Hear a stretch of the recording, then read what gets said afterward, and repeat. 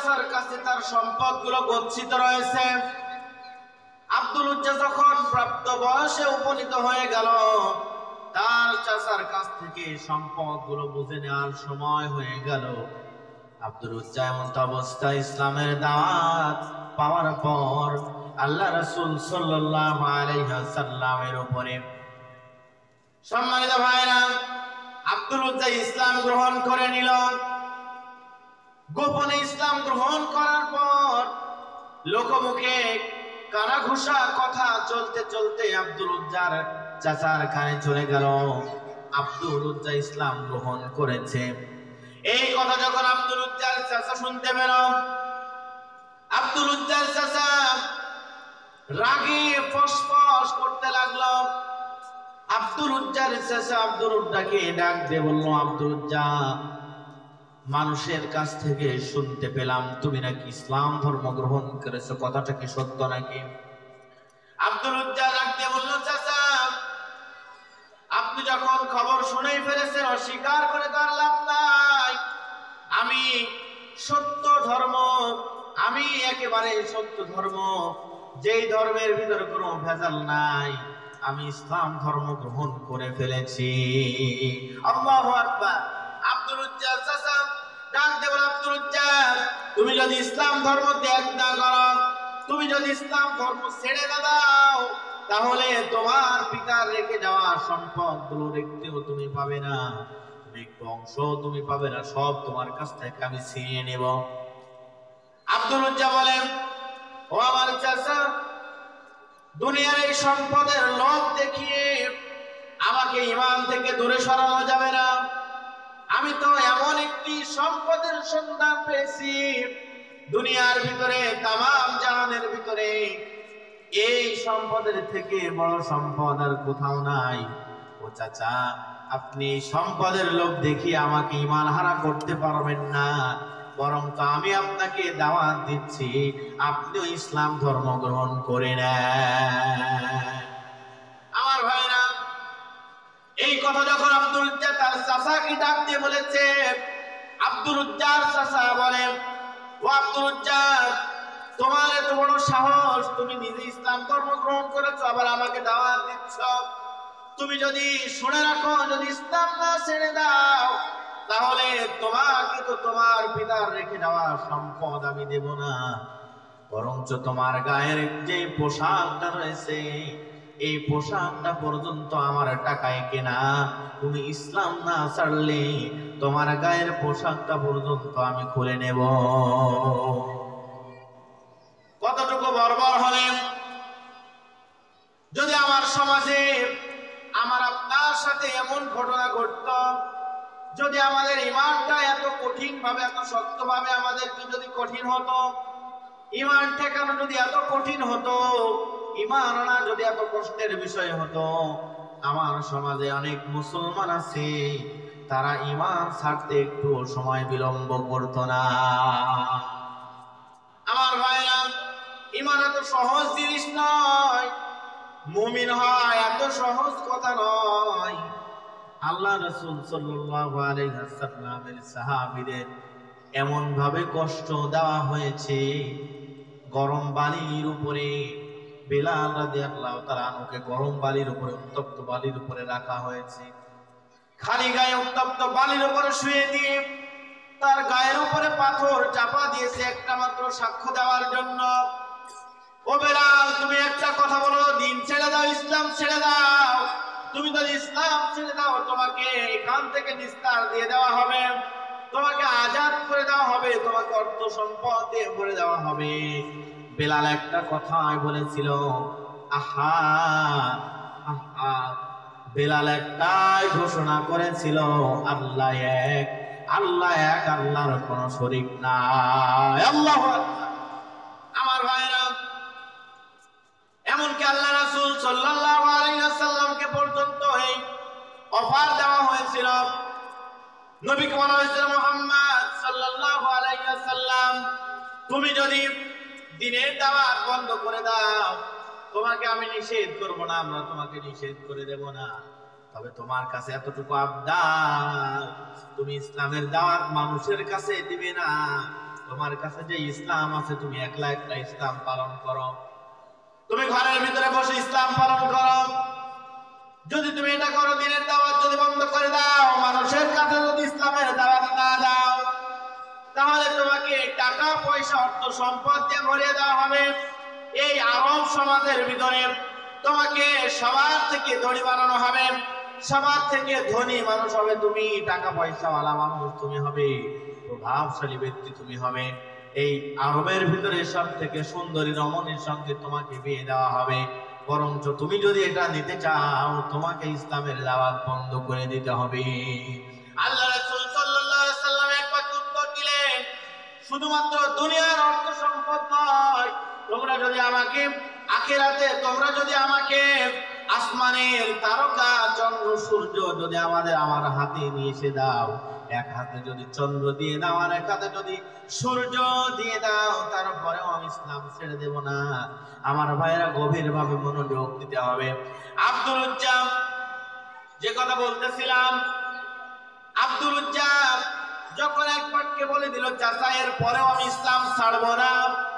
আব্দুল উজ্জার চাচা তার শরীর থেকে যুবক ছেলে, একেবারে টকবকে যুবক, গায়ে থেকে তার পরনে থেকে পোশাক গুলো খুলে নিল। যুবক ছেলে দাঁড়িয়ে আছে একেবারে উলঙ্গ অবস্থায়। আব্দুল উজ্জা মায়ের দরজায় গিয়ে বলে, আম্মা জান, আপনি চক্ষু দুটি বন্ধ করেন, চক্ষু দুটি আড়াল করেন। আমি আব্দুল উজ্জা ইসলাম ধর্ম গ্রহণ করার কারণে আমার পিতার রেখে যাওয়া সমস্ত সম্পদ থেকে আমি বঞ্চিত হয়েছি। এমনকি আমার গায়ের পোশাকটা পর্যন্ত আমার চাচা খুলে নিয়েছে। ও আম্মা জান, আপনার কাছে আমার একটা মাত্র ফরিয়াদ, আপনার কাছে এমন কোন পোশাক থাকলে আপনি আমাকে সেই পোশাকটা দেন, যেই পোশাকটা পরে আমি নবীর দরবারে চলে যেতে পারবো। আব্দুল উজ্জার মা তাকে একটা কম্বল দিয়ে দিল। এই কম্বলটা নিয়ে আব্দুল উজ্জা ছিঁড়ে দুই টুকরা করে ফেললাম। এক টুকরা তার পরনে পড়েছে, আরেক টুকরা গায়ের মধ্যে জড়িয়ে মরুভূমির পথ ধরে আব্দুল উজ্জা হাঁটতে হাঁটতে নবীর দরবার পর্যন্ত চলে গেছে নবীর খোঁজে। ফজরের সময় আল্লাহ রাসূল সাল্লাল্লাহু আলাইহি ওয়াসাল্লাম নামাজের জন্য বের হয়েছেন। দরজা খুলে তাকিয়ে দেখে সেই সময় প্রচন্ড ঠান্ডা, শীতের মধ্যে একজন যুবক জীর্ণশীর্ণ অবস্থায় সে দাঁড়িয়ে আছে। জীর্ণশীর্ণ অবস্থায় দাঁড়িয়ে আছে, পরনে ভালো কোনো পোশাক নাই, অর্ধরঙ্গ অবস্থায়। আল্লাহ রাসূল সাল্লাল্লাহু আলাইহি ওয়াসাল্লাম তাড়াতাড়ি তাকে ঘরের ভিতরে দিলেন। আল্লাহ রাসূল নিজের জুব্বা মুবারক তাকে দিলেন তার গায়ে পরিধান করার জন্য।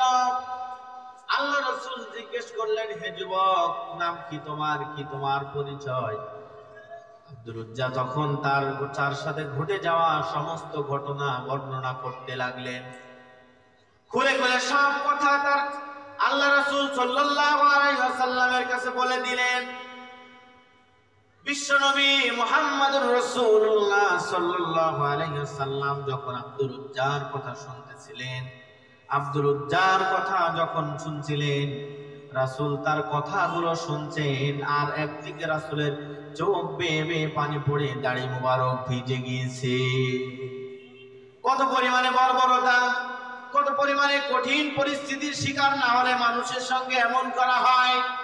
তার সম্পদ তো ছিনিয়ে নিয়েছে, তারপরেও তারা ক্ষান্ত হয় নাই, তার গায়ের পোশাকটা পর্যন্ত নিয়ে নিয়েছে শুধুমাত্র একটাই কারণ। সেই কারণ হলো ইসলামের উপরে অটল থাকার কারণে আব্দুল উজ্জাকে এমন কঠিন পরিস্থিতির সম্মুখীন হতে হয়েছে। আমার ভাইরা, আজকের এই সময় আমাদেরও যদি ইমানের পরীক্ষা দিতে হয়, ইমানের পরীক্ষা দেওয়ার সময় যদি আমাদের সামনে চলে আসে, আমাদের যদি বলা হয় ইমান ছাড়া না হলে তোমাদেরকে বিভিন্ন ভাবে শাস্তি দেওয়া হবে, ইমানের পরীক্ষা যদি আমাদের সামনে চলে আসে, ইমানের জন্য, নিজের ইমান টিকিয়ে রাখার জন্য, সমাজে রাষ্ট্রে ইসলাম কায়েম করার জন্য, ইসলাম কায়েম করার জন্য কারা কারা প্রস্তুত আছেন? সম্মানিত হাজরিন, আল্লাহ রাব্বুল আলামিনকে দুইটা হাত তুলে দেখায়া দেয়। নারে তাকবীর! আমার ভাইরা, ঈমান এত এত দামি একটা সম্পদের নাম। ঈমান এমন একটি দামি সম্পদের নাম। আমার ভাইরা খাঁটি ইমানদার যে ব্যক্তিরা হয়, আল্লাহ রাব্বুল আলামিন কোরআনুল কারীমের ভিতরে খাঁটি ইমানদার খাঁটি মুমিন চিনার একটা মাপকাঠি দিয়েছেন।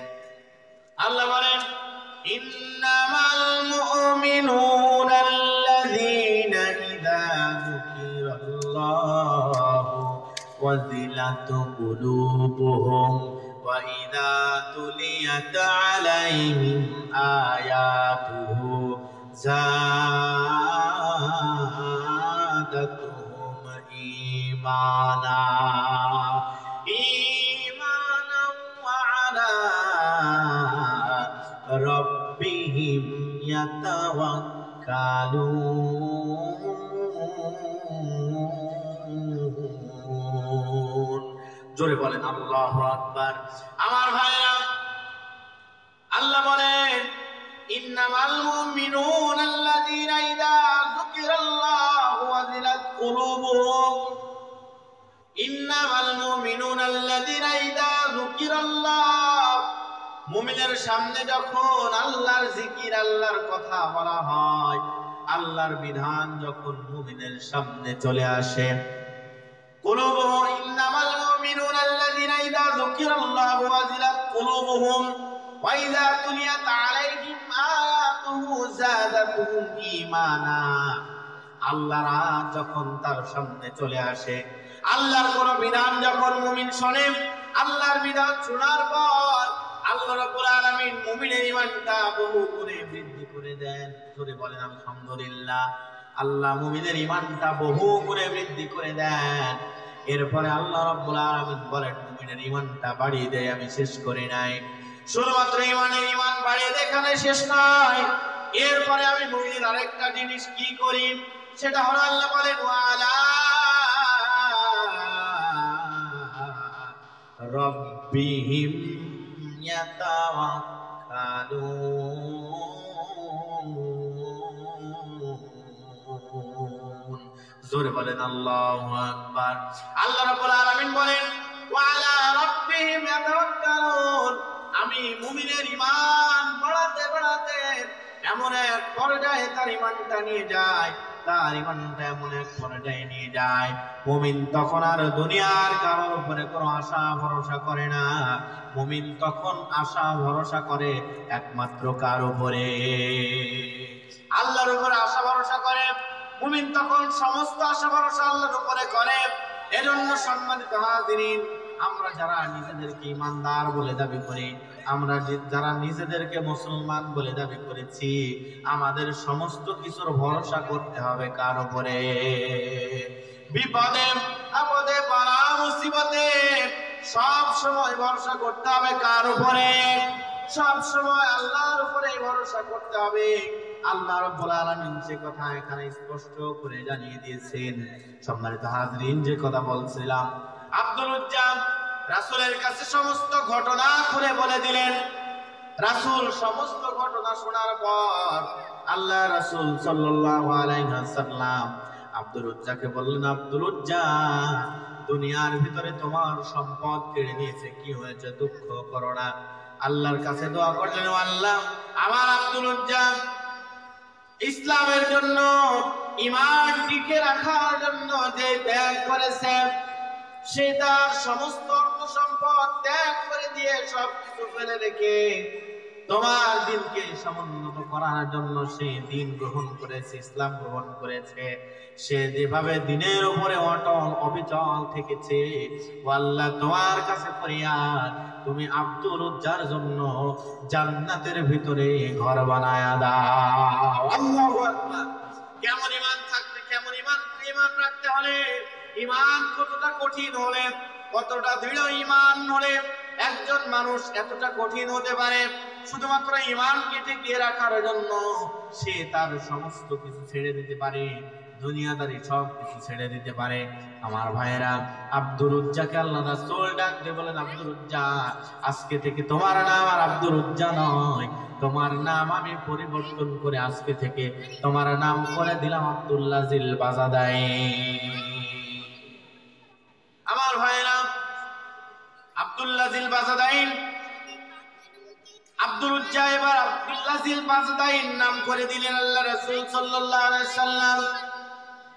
এবার আল্লাহ রাসূল আব্দুল্লাহ জিল বাজদাইনকে আল্লাহ রাসূলের সেই মাদ্রাসা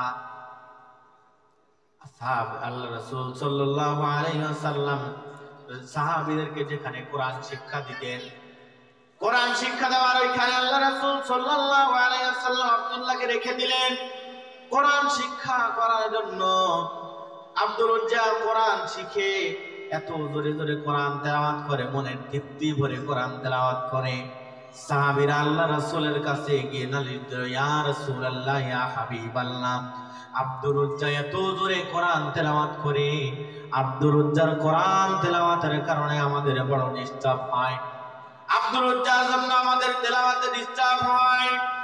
আল্লাহ রাসূল ডাকতে বললেন, ও আমার সাহাবারা, তোমরা যাই বলো না কেন, যে কথায় তোমরা বলো না কেন, তোমাদের কাছে আমি বলে দিতে চাই, আমার আব্দুল উজ্জার নামে তোমরা নালিশ করো না।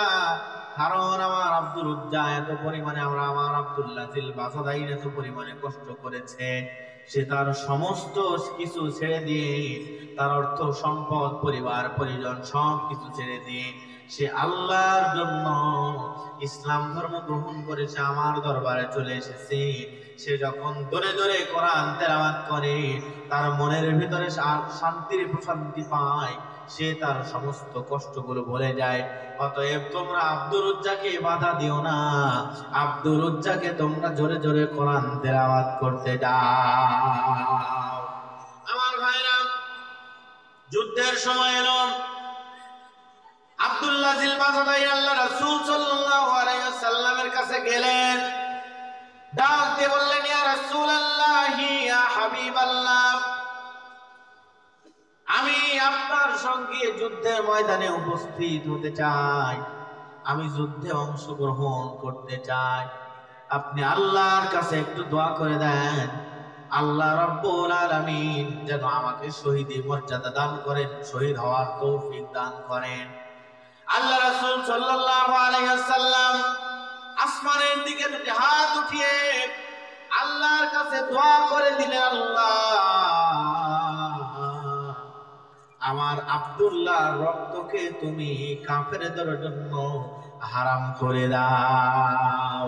আল্লাহ রাসূল যখন এই দোয়া করেছে, এই দোয়া শুনে আব্দুল্লাহ জিল বাজদাইন চোখের পানি ছেড়ে দিয়ে কান্দে আর বলে, ইয়া রাসূলুল্লাহ, ইয়া হাবিবাল্লাহ, এটা আপনি কেমন দোয়া করলেন? আপনার কাছে আমি দোয়া চাইলাম শহীদ হওয়ার জন্য, আর আপনি আমার জন্য শহীদের রাস্তাটাই বন্ধ করে দিলেন। আল্লাহ রাসূল সাল্লাল্লাহু আলাইহি ওয়াসাল্লাম আব্দুল উজ্জাকে বলে দিল, ও আব্দুল উজ্জা, তোমার জন্য শহীদের রাস্তা বন্ধ হলো না, তুমি কাফেরদের হাতে আঘাত হয়ে তুমি মৃত্যুবরণ করবে না ঠিকই, কিন্তু তুমি যদি দুনিয়ার বুকে যে কোনো অবস্থায় তুমি মৃত্যুবরণ করলে, তুমি যে কোনো ভাবে যখন মারা যাবে, তোমার মৃত্যুটা আল্লাহ রাব্বুল আলামিন শহীদি মৃত্যু হিসাবে কবুল করে নেবেন। জোরে বলেন সুবহানাল্লাহ। আমার ভাইরা, তাহলে গভীরভাবে মনোযোগ দিতে হবে। কতটুকু ত্যাগ তারা করেছিল, দিনের জন্য কতটুকু ত্যাগ তারা করেছিল। আজকে আমার সমাজে, আজকে আমাদের সামনে ইমানের পরীক্ষা দেওয়ার জন্য যদি এমন পরিস্থিতি চলে আসে, যদি বলা হয় ইসলাম ত্যাগ করতে হবে, যদি আমাদেরকে বলা হয় দিনের উপরে অটল থাকতে পারবা না, যদি আমাদেরকে বলা হয় এই দিনের উপরে অটল থাকতে পারবা না, দিনের উপরে অটল থাকলে তোমাদেরকে সমাজ থেকে বঞ্চিত করা হবে, এমন পরিস্থিতি যদি আমাদের সামনে আসে, তাহলে আমাদের ইমানটা এতই ঠুনকো, আমাদের ইমানটা, অনেকের ইমান নষ্ট হয়ে যাবে। কারণ আমাদের ইমানটা পাওয়া হলো বাপ-দাদার সূত্র থেকে, আমাদের ইমান এসেছে, আমরা নিজেদেরকে মুসলমান বলে স্বীকৃতি দিয়েছি, আমার বাবা মুসলমান, আমার দাদা মুসলমান, এই কারণে নিজেদেরকে মুসলমান বলে স্বীকৃতি দিয়েছি। আর আল্লাহ রাসূল সাল্লাল্লাহু আলাইহি ওয়াসাল্লামের সাহাবারা, তারা তাদের শরীরের তাজা রক্ত ঢেলে দিয়ে এরপরে তারা ঈমানকে বেছে নিয়েছিল। আমার ভাইরা, আজকের সমাজের দিকে তাকিয়ে দেখেন, আমিনু কামা আমানান নাস, আল্লাহ রাসূল সাল্লাল্লাহু আলাইহি সাল্লাম যে ধরনের মানুষ তৈরি করে গিয়েছিলেন সেই রকম ঈমান আমাদেরকে অর্জন করতে হবে। আমার ভাইরা, সেই সময় মানুষগুলো তারা ঈমানের উপরে এমন ভাবে অটল ছিল, তারা এমন ভাবে তাদের ঈমান তারা অর্জন করেছিল। আমার ভাইরা, তাদের সময় মসজিদগুলো ছিল কাঁচা, উপরে ভালো ছাদ ছিল না, ভালো ছাউনি দেওয়া ছিল না, ভালো কোনো ব্যবস্থাপনা ছিল না। কিন্তু সেই সময়ের মসজিদগুলো ছিল কাঁচা, কিন্তু মসজিদের মুসল্লিগুলো ছিল একেবারে পাকাপোক্ত। ধরে বলেন ঠিক কিনা? কিন্তু এখনকার সময়ে খেয়াল করলে দেখা যায় আজকের সমাজের মানুষগুলো, আজকে আমাদের ঈমান এমন হয়েছে, মসজিদগুলো হয়ে গেছে পাকা, কিন্তু ঈমানদাররা যারা নামাজ আদায় করে এই মুসল্লিগুলো হয়ে গেছে কাঁচা। ঠিক কিনা? একটু জিকির করি, লা ইলাহা ইল্লাল্লাহ, লা ইলাহা ইল্লাল্লাহ, লা ইলাহা ইল্লাল্লাহ মুহাম্মাদুর রাসূলুল্লাহ। তাহলে সম্মানিত হাজিরিন, যে কথা বলছিলাম, সেই সময়ের মানুষগুলো এমন মানুষ তারা তৈরি করেছিল, সোনালী সমাজ। আল্লাহ রাসূল সাল্লাল্লাহু আলাইহি ওয়াসাল্লামের হাতে গড়া মসজিদগুলো ছিল কাঁচা, খেজুরের ডাল দিয়ে তৈরি করা, খেজুরের ডাল পাতা দিয়ে তাদের মসজিদগুলো তৈরি করা। কিন্তু সেই কাঁচা মসজিদের ভিতরে পাকা পাকা মুসল্লিগুলো সেই সময় ছিল। আজকের সময়গুলোতে মসজিদগুলো পাকা, টাইলস করা, সুন্দর সুন্দর মোজাইক করা মসজিদ হয়েছে, কিন্তু এই মসজিদগুলোতে পাকাপোক্ত ঈমানদার আর খাঁটি মুসল্লি পাওয়া যায় না। ঠিক কিনা? সম্মানিত হাজিরিন, তাহলে আমাদের ঈমান অর্জন করতে হবে সাহাবীদের মতো। আমাদের জীবনটা গঠন করতে হবে কোরআন দিয়ে। কি দিয়ে বলেন? সবাই বলেন। জীবনটা গঠন করতে হবে কোরআন দিয়ে। কোরআনের বিধান অনুযায়ী জীবনটা গঠন করতে হবে। আল্লাহ রাব্বুল আলামিন কোরআনে যে বিধানগুলো আমাদের জন্য দিয়েছেন সেই বিধানগুলো আমাদেরকে অর্জন করতে হবে। আমার ভাইরা, আমরা যারা নিজেদেরকে মুসলমান বলে দাবি করি, আমরা যারা নিজেদেরকে খাঁটি মুসলমান বলি, অনেকেই বলে নামাজ না পড়লে ঈমান ঠিক আছে, অনেকেই বলে দ্বীনের বিধানগুলো না মানলে আমাদের ঈমান ঠিক আছে, আমরা মুসলমান। তাদের এই কথার জবাবে আল্লাহ রাব্বুল আলামিন কোরআনুল কারীমের ভিতরে আয়াত নাযিল করেছেন। আল্লাহ রাব্বুল আলামিন বলেন, ইয়া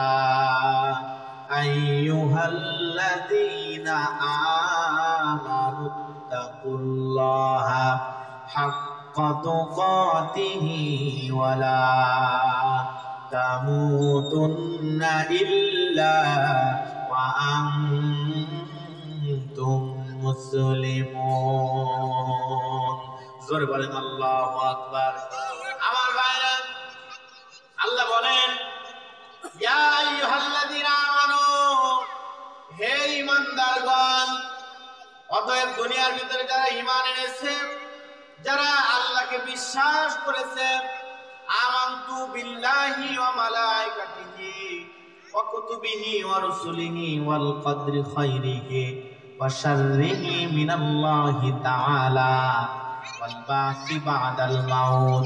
আমার ভাইরা, যারা আল্লাহর উপর ঈমান এনেছে, যারা আল্লাহর ফেরেশতাদের উপর ঈমান এনেছে, আল্লাহর পক্ষ থেকে আসমানি কিতাবগুলোর উপরে যারা ঈমান এনেছে, আল্লাহ রাসূলগণের উপরে, নবী রাসূলের উপরে যারা ঈমান এনেছে, আমার ভাইরা, যারা ভালো মন্দ তাকদীরের উপরে বিশ্বাস করেছে, মৃত্যুর পর পুনরায় জীবিত হওয়ার উপরে যারা বিশ্বাস স্থাপন করেছে, এই সমস্ত বিষয়গুলোর নাম হলো ঈমান আনা। ঈমানের ৭৭টি শাখা প্রশাখা রয়েছে। আমার ভাইরা, ওদিকে এখন যাওয়ার সুযোগ নাই। যে কথা বলতেছিলাম, ঈমানের ৭৭টি শাখা প্রশাখা রয়েছে, তার ভিতরে কয়েকটি উল্লেখ করা যায়। আমার ভাইরা, তাহলে প্রথম নম্বর আল্লাহ রাব্বুল আলামিন ডাক দিচ্ছেন, ইয়া আইয়ুহাল্লাযীনা আমানু। দুনিয়ার ভিতরে যারা ঈমান এনেছি, আমরা যারা নিজেদেরকে ঈমানদার বলে দাবি করেছি, আমাদেরকে আল্লাহ ডাক দিচ্ছেন, ইয়া আইয়ুহাল্লাযীনা আমানু, হে ঈমানদারগণ, আমানুত্তাকুল্লাহ, হে ঈমানদারগণ তোমরা আল্লাহ রাব্বুল আলামিনকেই ভয় করো। গভীরভাবে মনোযোগ দিয়ে বুঝতে হবে, যারা ঈমানদার তাদেরকে আল্লাহ রাব্বুল আলামিনকে ডাক দেব। আল্লাহ রাব্বুল আলামিন ডাক দিয়ে বলছে তোমরা আল্লাহকে ভয় করো। তার মানে যারা ঈমান এনেছে, ঈমান থাকলে তারা যে আল্লাহকে ভয় করে, ঈমান থাকলে তারা যে প্রকৃতপক্ষে মুমিন, ঈমান থাকলে তারা যে প্রকৃতপক্ষে একনিষ্ঠ আল্লাহর বান্দা, এই কথা এখান থেকে স্বীকৃতি হয়। যারা শুধু ঈমান আনে, ঈমান আনলেই তারা আল্লাহর প্রিয় বান্দা হতে পারে না। ঠিক কিনা বলেন? শুধু ঈমান আনলে আল্লাহর প্রিয় বান্দা হওয়া যায় না। ঈমান আনার পর যারা ঈমান এনেছে, এটা হলো প্রথম ধাপ। খাঁটি মুসলমান হতে হলে একজন মানুষ যখন আস্তে আস্তে বড় হয়, ভালো পড়াশোনা করে, ভালো পজিশনে চাকরি পায়, তাকে ভালো পজিশন পর্যন্ত পৌঁছানোর জন্য প্রথম লেভেলে তাকে 1, 2, 3 থেকে পড়াশোনা করা শুরু করতে হয়। সম্মানিত হাজিরিন, এই ঈমানদার যারা শুধুমাত্র ঈমান এনেছে, এই ঈমান হলো মুসলমানের প্রথম ধাপ। যখন আমরা ঈমান আনলাম, ঈমান আনার পর আল্লাহ আমাদেরকে ডাক দিলেন, ডাক দিয়ে বললেন হে ঈমানদারেরা, তোমরা যারা ঈমান এনেছো তোমরা আল্লাহ রাব্বুল আলামিনকে ভয় করো। হাক্কা তুকাতিহি ওয়া লা তামুতুন্না ইল্লা ওয়া আনতুম মুসলিমুন। তোমরা আল্লাহ রাব্বুল আলামিনকে ভয় করো, দুনিয়ার ভিতরে হকের পথে চলো, সত্যের পথে চলো। সর্বশেষ আল্লাহ রাব্বুল আলামিন বলছেন ওয়া আনতুম মুসলিমুন, তোমরা মুসলমান না হয়ে কবরে এসো না। তাহলে বুঝতে হবে, প্রথমে ডাক দিলেন ঈমানদারদেরকে, যারা ঈমানদার তাদেরকে আল্লাহ রাব্বুল আলামিন ডাক দিয়ে আবার লাস্টে বলছেন তোমরা মুসলমান না হয়ে কবরে এসো না। তার মানে এই কথা থেকে আজ থেকে প্রমাণ হয়ে যায়, কোন ব্যক্তি যদি ঈমান আনে, ঈমান থাকলে কোন ব্যক্তি প্রকৃতপক্ষে মুসলমান হতে পারে না। ঠিক কিনা বলেন? ঈমান থাকলে মুসলমান হওয়া যায় না। কোন ব্যক্তি যদি প্রকৃতপক্ষে মুসলমান হতে চায়, এই প্রকৃতপক্ষে মুসলমান হওয়ার জন্য তাকে আল্লাহ রাব্বুল আলামিনের দেওয়া বিধানগুলো তার যে বাস্তব জীবনে তাকে আমল করার দরকার আছে না নাই? তার জীবনের প্রত্যেকটি ক্ষেত্রে, তার চলাফেরায়, তার উঠা বসায়, তার কথাবার্তায়, তার চলনে বলনে সব কিছুর ভিতরে আল্লাহর দেওয়া বিধান থাকতে হবে। তার সমস্ত কিছুর ভিতরে আল্লাহর দেওয়া বিধান থাকতে হবে। কোন ব্যক্তি ঈমানদার যখন হবে, কোন ব্যক্তি যখন প্রকৃতপক্ষে মুমিন হবে, এই মুমিন ব্যক্তির দ্বারা কখনো অন্যায় কাজ হতে পারে না। মুমিন ব্যক্তি কখনো অন্যায় কাজের ভিতরে লিপ্ত হতে পারে না। একজন খাঁটি মুমিন যখন কোনো খারাপ কাজ করতে যাবেন, তার অন্তর তাকে বাধা দিবে যে আমি ঈমানদার, আমি নামাজ পড়ি, আমি মুসলমান, এই স্বীকৃতি তার অন্তর তাকে দিবে, তাকে অন্তর বাধা দিবে। কোন ব্যক্তির অন্তর যদি তাকে খারাপ কাজ থেকে বাধা না দেয়, তাহলে বুঝতে হবে তার ঈমান এখনো মুসলমানের ঈমান হয় না। ঠিক কিনা? তার ঈমান এখনো মুসলমানের ঈমান হয় নাই। আল্লাহ রাসূল সাল্লাল্লাহু আলাইহি ওয়াসাল্লাম বলেন, ঈমান মাপার জন্য একটা যন্ত্র রয়েছে। দুনিয়ার ভিতরে বিভিন্ন রকম জিনিস ওজন করার জন্য বিভিন্ন রকম দাড়ি পাল্লার ব্যবস্থা করা হয়। স্বর্ণ মাপার জন্য এক রকমের দাড়ি পাল্লা, এরপরে সবজি মাপার জন্য আরেক রকমের দাড়ি পাল্লা, অনেক ভারী ভারী জিনিস লোহা মাপার জন্য আলাদা ধরনের দাড়ি পাল্লা। সবকিছু আলাদা আলাদা, ভিন্ন ভিন্ন জাতের। ঈমান মাপার জন্য আল্লাহ রাব্বুল আলামিন একটা দাড়ি পাল্লা দিয়েছেন। আল্লাহ রাসূল বলেন, ক্বালা মান রাআ মিনকুম মুনকারান ফালিয়ুগাইয়িরু বিয়াদিহি ফাইন লাম ইস্তাতি' ফাবিলিসানিহি ফাইন লাম ইস্তাতি' ফাবিকলবিহি ওয়া যালিকা আযফুল ঈমান। আল্লাহ রাসূল বলেন, ক্বালা মান রাআ মিনকুম মুনকারান ফালিয়ুগাইয়িরু বিয়াদিহি। কোন ব্যক্তি যখন মুমিন হবে, কোন ব্যক্তি যখন ঈমানদার হবে, ওই ঈমানদার ব্যক্তির সামনে যখন কোন অন্যায় কাজ হবে, কোন ইসলাম বিরোধী কোন কাজ হবে, ঈমান বিরোধী কোন কাজ হবে, কোরআন বিরোধী কোন কাজ হবে, ক্বালা মান রাআ মিনকুম মুনকারান ফালিয়ুগাইয়িরু বিয়াদিহি। মুমিন তখন ওই কাজ দেখে বসে থাকবে না, মুমিন ওই অন্যায় কাজটাকে হাত দ্বারা প্রতিহত করবে। কি দ্বারা প্রতিহত করবে বলেন? হাত দ্বারা প্রতিহত করবে, হাত দিয়ে বাধা দেবে, তার সামর্থ্য অনুযায়ী সে অন্যায় কাজটাকে রুখে দেবে। এরপরে আল্লাহ রাসূল বলেন এটা হলো সবথেকে উত্তম পর্যায়ের ঈমান, সবথেকে উঁচু পর্যায়ের ঈমান। এরপরে মাঝামাঝি যে ঈমানটা রয়েছে, এই মধ্যম পর্যায়ের ঈমানদার যারা, তারা কি করবে? আল্লাহ রাসূল বললেন ফাইল্লাম ইয়াস্তাতি'উ ফাবিলিসানিহি, মুমিন যখন তার সামনে কোনো অন্যায় অপকর্ম দেখবে, সমাজের ভিতরে যখন কোরআন বিরোধী কোনো কাজ দেখবে, ইসলাম বিরোধী কোনো কাজ দেখবে, মুমিন তখন কি করবে? ফাইল্লাম ইয়াস্তাতি'উ ফাবিলিসানিহি, মুমিন তখন তার হাত দিয়ে প্রতিহত করার মতো ক্ষমতা যদি তার না থাকে, তার সাহস যদি না খোলায়, তাহলে সে কি করবে? তার মুখ দ্বারা সে প্রতিবাদ করবে, মুখ দিয়ে নিষেধ করবে। সর্বশেষ যেই গুণ মুমিন হলো সর্বশেষ, ফাইল্লাম ইয়াস্তাতি'উ ফাবিকলবিহি, অন্তর দিয়ে সে ঘৃণা করবে। তাহলে সম্মানিত হাজিরিন, এই তিনটা গুণ, সময় একেবারে শেষ। মুমিনের তিনটা গুণ হলো, কোন ব্যক্তি যখন প্রকৃত মুমিন হবে, তার সামনে কোন অন্যায় কাজ হলে সে প্রথমত হাত দিয়ে বাধা দেবে। কি দিয়ে বাধা দেবে? হাত দিয়ে। এরপরে বাধা দিবে সে মুখ দিয়ে, তারপরেও না পারলে অন্তর দিয়ে ঘৃণা করবে। এই লাস্ট পর্যায়েও যদি কেউ না পারে, তাহলে সে প্রকৃতপক্ষে ঈমানদার হতে পারে